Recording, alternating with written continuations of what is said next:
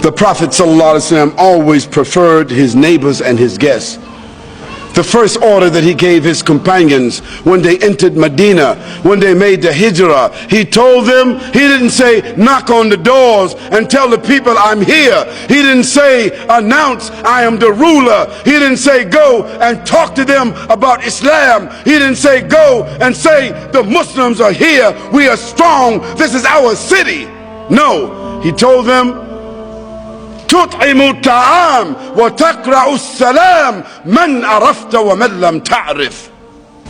He says spread the food, give food, and give the greetings. من عرفت, whom you know, ومن لم تعرف, whom you don't know.